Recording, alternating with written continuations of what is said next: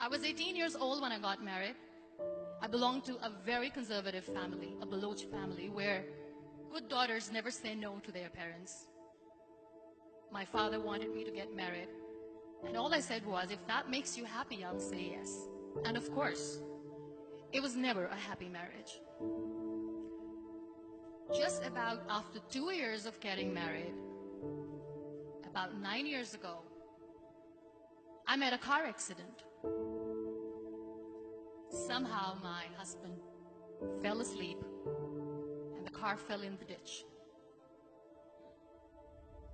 He managed to jump out, saved himself. I'm happy for him.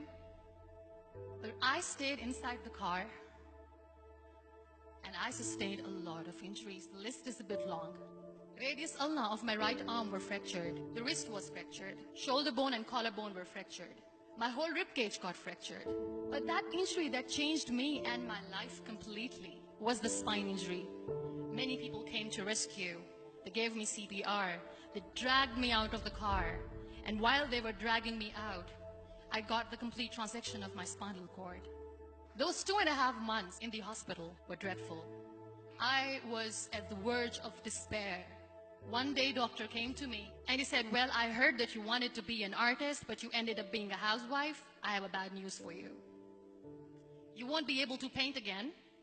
Next day, doctor came to me and said, your spine injury is so bad, you won't be able to walk again. I took a deep breath and I said, it's all right. Next day, doctor came to me and said, because of your spine injury and the fixation that you have in your back, you won't be able to give birth to a child again. That day, I was devastated. I started to question my existence. Why am I even alive? So what kept me going was, one day I asked my brothers, I know I have a deformed hand, but I'm tired of looking at these white walls in the hospital and wearing these white scrubs.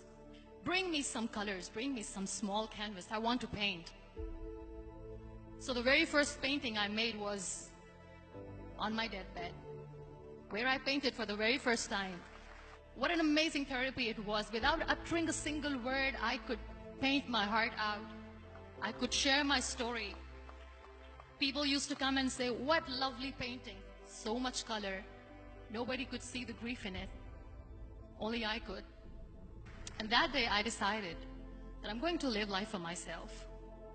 I am not going to be that perfect person for someone. I am just going to take this moment and I will make it perfect for myself. That I'm going to fight my fears. So I wrote down one by one all those fears.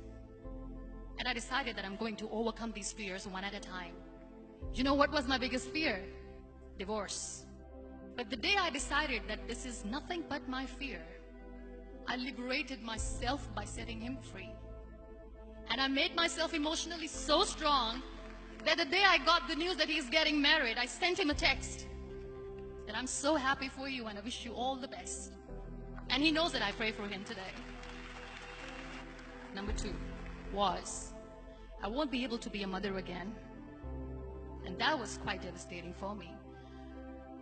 But then I realized there are so many children in the world, all they want is acceptance. So there is no point of crying, just go and adopt one. And that's what I did.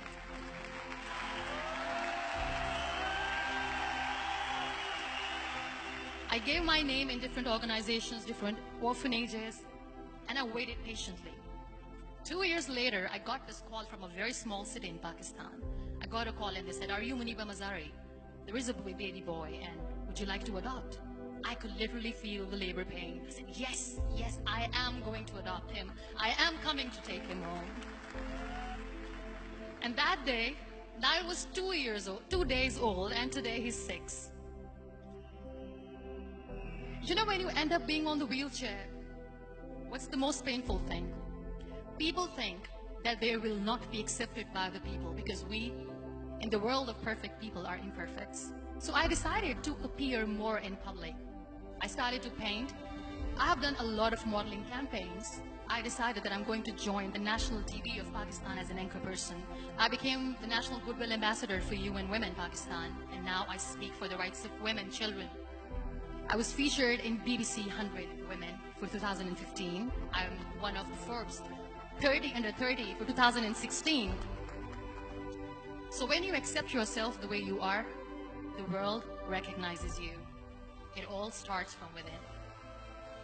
We have this amazing fantasy about life.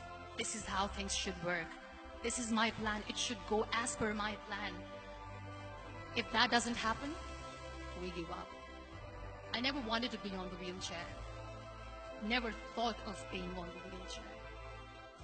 This life is a test and a trial, and tests are never supposed to be easy. So when you are expecting ease from life, and life gives you lemons, then you make the lemonade, and then do not blame life for that. It is okay to be scared. It is okay to cry. Everything is okay, but giving up should not be an option. They always say that failure is not an option. Failure should be an option, because when you fail, you get up, and then you fail, and then you get up, and that keeps you going. Embrace each and every breath that you are taking. Celebrate your life. Live it. Don't die before your death. Real happiness lies in gratitude. So be grateful, be alive, and live every moment.